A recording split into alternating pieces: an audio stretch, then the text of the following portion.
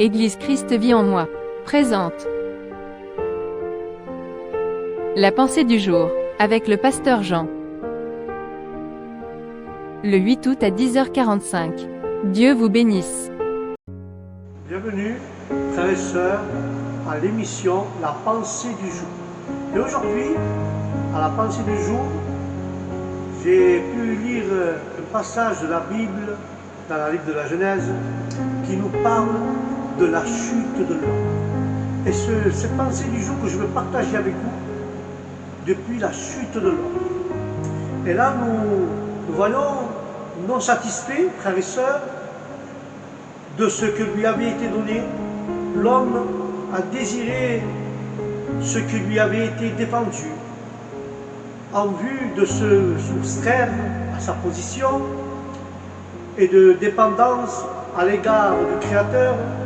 L'homme choisit la désobéissance au seul commandement formulé par Dieu, frères et sœurs.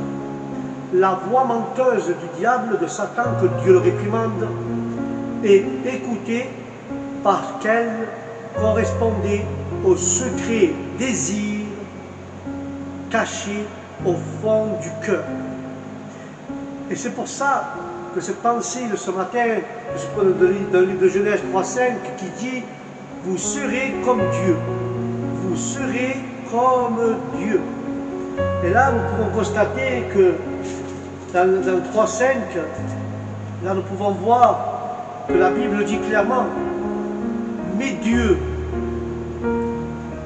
sait que le jour où vous en mangerez, vos yeux s'ouvriront et vous serez comme Dieu, vous connaîtrez le bien et le mal. » Et c'est cette pensée que je veux partager avec vous ce matin, frères et sœurs, car nous voyons tout cela qui a un effet un peu, comment dire cela, un peu bizarre, car quand nous voyons cette histoire, Adam et Ève obtiennent ce qu'ils veulent. La connaissance du bien et du mal, ils ont obtenu, en agissant mal. Les conséquences, quand nous agissons mal, les conséquences sont désastreuses. Mais nous avons parfois l'illusion que la liberté consiste à faire. La liberté consiste à faire tout ce que nous voulons. Dieu nous apprend que la vraie liberté provient de l'obéissance à ses instructions et du fait de savoir ce qu'il ne faut pas faire. Alléluia. Les restrictions qu'il nous impose sont là pour notre bien et nous aident à éviter le mal. Nous sommes libres, frères et sœurs, libres de traverser la route au moment où une voiture arrive. Mais nous n'avons pas besoin d'être renversés pour avoir conscience de ce qui serait stupide. N'écoutons pas le diable ou Satan que Dieu réprimande. Il n'est pas nécessaire de faire le mal pour en savoir plus sur la vie. Satan, que Dieu le réprimande, utilise une motivation a priori bonne pour tenter Ève, la possibilité d'être comme Dieu. Il n'y a rien de mal à vouloir ressembler au Seigneur. C'est l'idéal le plus élevé, frères et sœurs, qui soit pour l'humanité un objectif que nous sommes censés de viser. Toutefois, Satan, que Dieu le réprimande, trompe Ève en lui indiquant le mauvais moyen d'y parvenir. Il lui fait croire qu'elle pourrait devenir comme Dieu en défilant son autorité, en prenant sa place ou en décidant d'elle-même ce qu'elle veut le mieux pour elle. En effet, il lui propose d'être son propre Dieu. Or, il y a une différence entre ressembler à Dieu et chercher de devenir Dieu, frères et sœurs. Ressembler à Dieu, c'est refléter ses qualités et reconnaître son autorité sur notre vie. Nous aussi, nous puissions et nous poursuivons souvent des buts honorables tout en empruntant le mauvais chemin pour y parvenir, nous agissons comme un politicien qui distribue des pots de vin avant d'être élu. Il perd de vue l'objectif, servir ses citoyens. Nous élever nous-mêmes nous conduit à nous révolter contre Dieu. Dès que nous commençons à exclure Dieu de nos plans, nous nous plaçons au-dessus de lui. C'est exactement ce que Satan attend de nous, que Dieu le réprimande, frères et sœurs, que Dieu réprimande ceci. Car Dieu c'est Dieu et nous sommes nous. Alléluia. Mais là nous pourrons voir, frères et sœurs, que plus tard que le serpent qui se montra à elle s'est révélé, frères et sœurs, il s'est révélé comme étant le diable, que Dieu réprimande en personne. Ceux qui cherchent à démythiser la Bible racontent ce récit de la chute et une allégorie et ne devrait pas être interprété littéralement en guise de preuve. Il cite le fait que le serpent parle à la séduction d'Ève par le serpent peut être accepté comme véridique. Oui, d'après à la fois l'apôtre Paul nous rappelle cela, même l'apôtre Jean. En effet, ce n'est pas seul cas dans la Bible où un animal parle. Le fait que Dieu donna une voix à l'ânesse du prophète Balaam afin de réfréner ses logis et réfréner ses folies, nous considère comme authentiques par l'apôtre Pierre. Ces trois apôtres écrivent ces déclarations en étant inspirés par le Saint-Esprit. Par conséquent, nier le caractère historique du récit de la chute revient à rejeter l'inspiration des Saintes Écritures. Certes, quelques allégories figurent dans la Bible, mais ce récit n'est rien par une.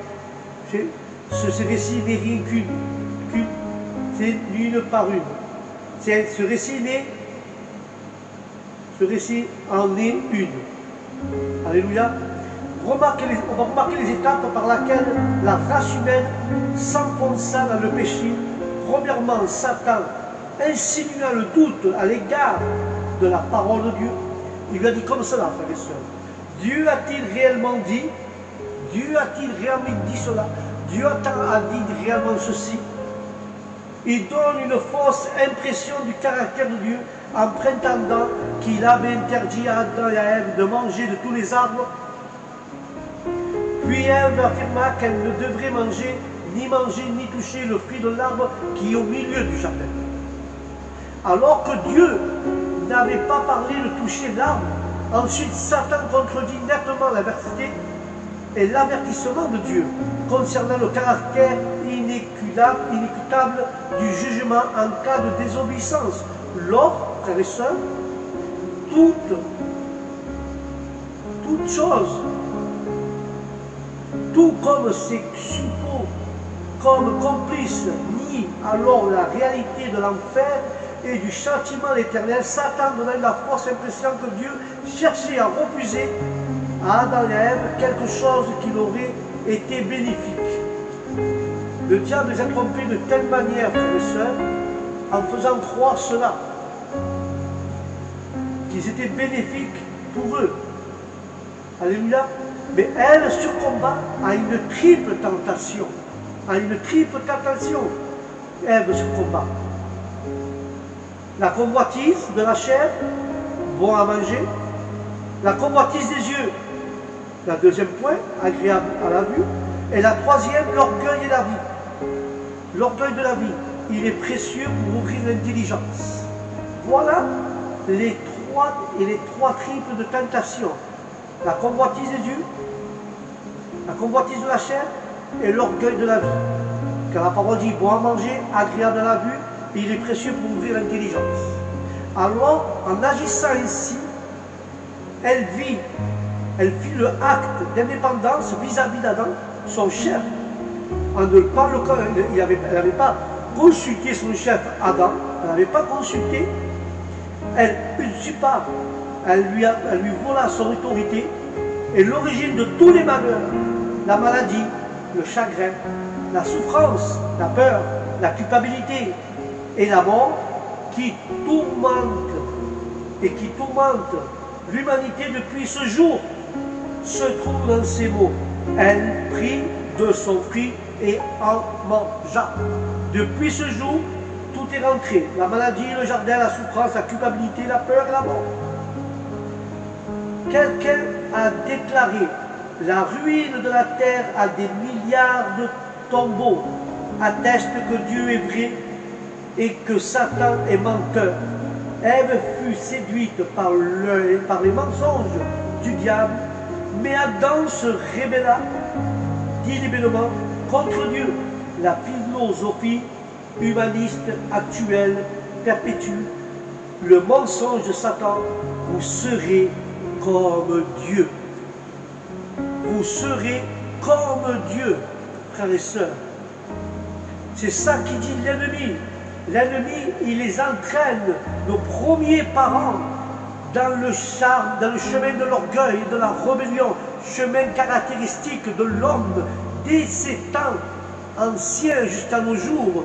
Toute l'histoire de l'humanité, frères et sœurs, est de la démonstration de ce qui révélait cette scène du Jardin d'Éden. La sentence divine prononcée alors est aussi démontrée par l'histoire humaine, car par un seul homme le péché est entré, mais dans le monde, par un seul homme le péché est entré dans le monde, et par le péché et la mort. Ainsi la mort a passé à tous les hommes, ceux qui ont péché, comme leur père Adam. Nous sommes des pécheurs, et le péché le salaire du péché est la mort. Alors tout homme doit passer par la mort, rapport à cela. Parce que le livre de Romains 5,12 dira ainsi, frères et sœurs. Regardez ce que dit la Bible de Romains 5,12. Il dit ceci.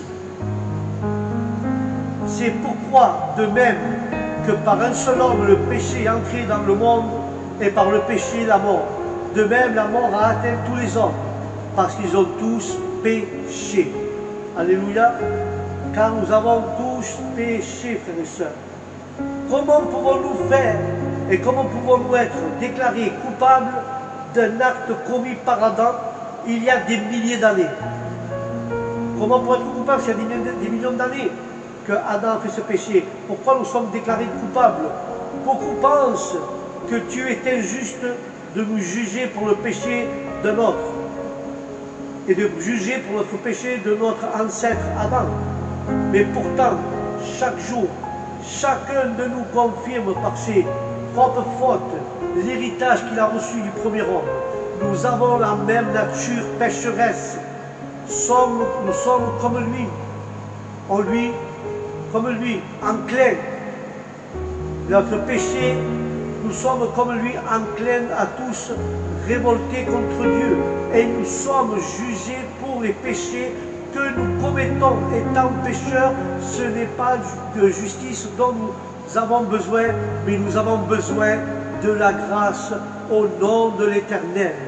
Alléluia, nous avons besoin de la grâce, frères et sœurs.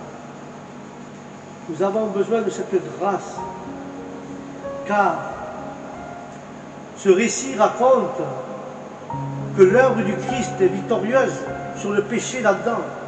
Le reste du chapitre 5 sert de lien entre la première partie de l'épître et les 3 chapitres suivants. Il est relié dans le premier partie par le sujet de la condamnation entraînée par Adam et de la justification obtenue par Christ. Il est montré que la bénédiction apportée par l'obéissance de Christ dépasse de loin les misères de la perte entraînée par la désobéissance d'Adam.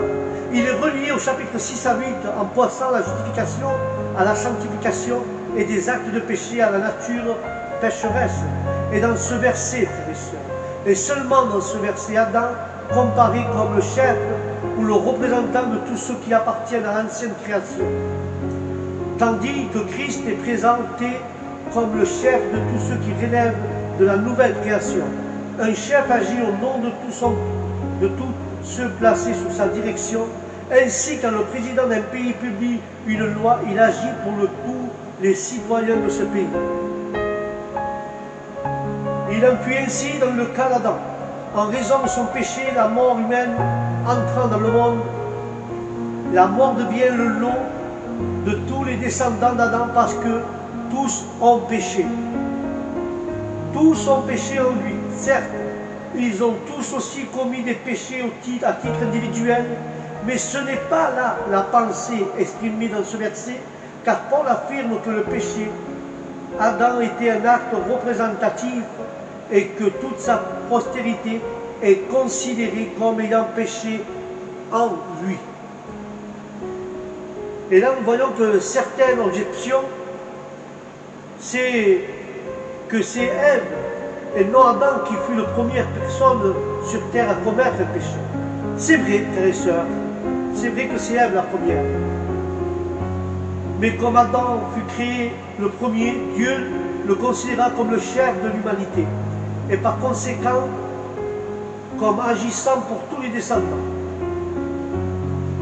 Et là nous pouvons voir, car l'apôtre Paul déclare ici que la mort s'est étendue à tous les hommes. Il fait allusion à la mort physique, frères et sœurs. Même si le péché d'Adam entraîne aussi la mort spirituelle, dans les versets 13 et 14, indiquant qu'il s'agit bien de la mort physique. Là. Alléluia. Et quand nous arrivons à ce passage de l'Écriture, certaines questions surgissent de façon inéluctable. Est-ce que c'est juste que les descendants d'Adam soient rendus pécheurs à cause de son péché? Dieu condamne-t-il les hommes parce qu'ils sont pécheurs ou seulement en raison des péchés qu'ils ont commis personnellement? Si les hommes pêchent parce qu'ils sont nés avec une nature pécheresse, comment Dieu peut-il les tenir pour responsables de leur acte? Les théologiens ont lutté avec ces questions, comme dans un grand nombre de problèmes semblables, et sont parvenus en conclusion étonnamment diverses. Toutefois, nous pouvons être certains de plusieurs faits indiscutables. Tout d'abord, la Bible enseigne efficacement que tous les hommes sont pécheurs à la fois par nature et par leurs actes. Quiconque né de parents humains hérite du péché d'Adam et de plus pécher de façon délibérée. Ensuite, nous avons que le salaire du péché est la mort, à la fois la mort physique et la séparation éternelle avec Dieu. Mais voici le point important, nul n'est obligé d'encourir le châtiment du péché à moins de le vouloir. Dieu paya un très grand prix en envoyant son Fils mourir comme substitut pour le pécheur. La délivrance du péché et des conséquences nous est offerte gratuitement par la foi au Seigneur Jésus-Christ. Alléluia. L'homme est condamné pour trois motifs. Il possède une nature pécheresse, le péché d'Adam en lui est imputé, et il pratique le péché. Cependant, sa plus grande culpabilité résulte de son rejet du salut pourvu par Dieu. Quelqu'un posera la question, qu'en sera-t-il ceux qui n'ont jamais entendu l'Évangile? Que se passe-t-il pour eux, les personnes qui n'ont jamais écouté parler de Dieu? La réponse à cette question se trouve en partie du moins dans le premier chapitre.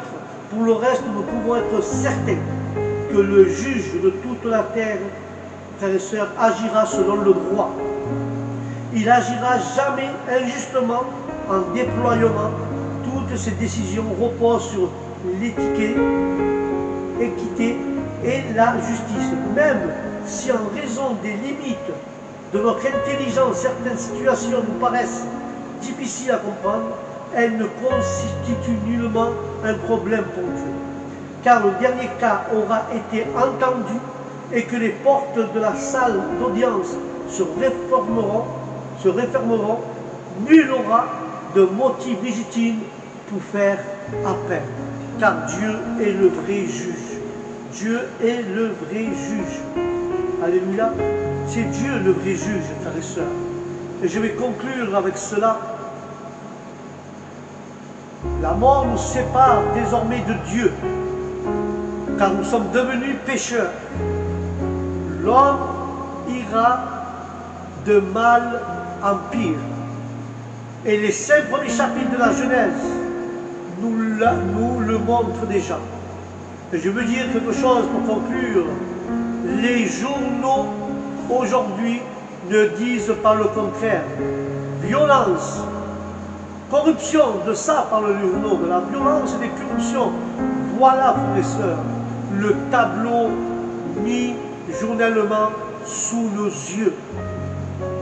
Voilà le tableau, violence et corruption. Voilà pourquoi nous sommes nés et nous sommes mauvais. Il y a beaucoup de violence et de corruption par rapport au péché. Et nous devons mourir pour être libérés. Voilà la pensée de la chute de l'homme est tombée par désobéissance et par le péché envers Dieu. Voilà mes frères et mes sœurs, c'était la pensée de ce matin, la pensée du jour sur la chute de l'homme. Et je vous dis au prochain programme Pensée du jour, et nous parlerons avec la grâce de Dieu d'un autre sujet de la Bible. Amen. Que Dieu vous bénisse, que la paix de Dieu soit dans votre âme et dans votre esprit. Je vous dis au prochain programme Pensée du jour, que Dieu vous bénisse abondamment. Shalom.